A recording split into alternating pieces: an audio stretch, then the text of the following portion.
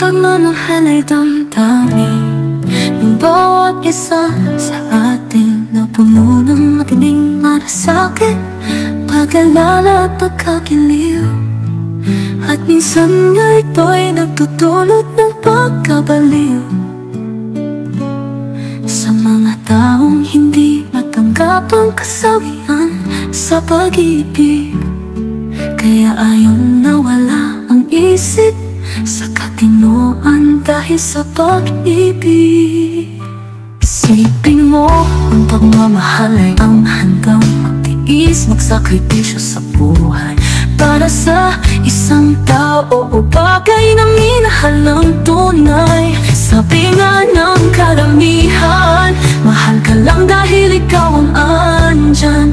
Pero kapag wala ka sa harap niya, nakalimutan ka na at ang mundo niya'y nag-iba na. Ang pagmamahal niya sa iba na at hindi ka na kasama. Tama ba?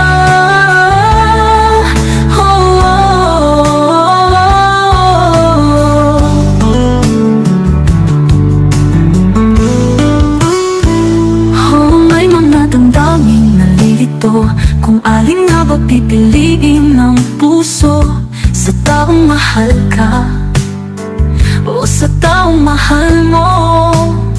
May nagsasabing mahal ko ang pipiliin ko, kasi mahirap magbigay ng pagmamahal kung hindi mo siya mahal. Sabi din ng iba, mahal ako ang pipiliin ko, kasi dahil sa pagmamahal niya sa akin, darating ang time na siya'y matutunan ko rin mahalin. Oh, oh, oh, oh. Alin nga ba pipiliin ko? Mahal ka o mahal mo? Sabi nga ng karamihan, mahal ka lang dahil ikaw ang andyan. Pero kapag wala ka sa harap niya, nakalimutan ka na niya. At ang mundo niya'y nag-iba na, ang pagmamahal niya sa iba na. Tama ba? Kaya para sa mga taong nalilito, isiping mabuti ang nararapat sa'yo.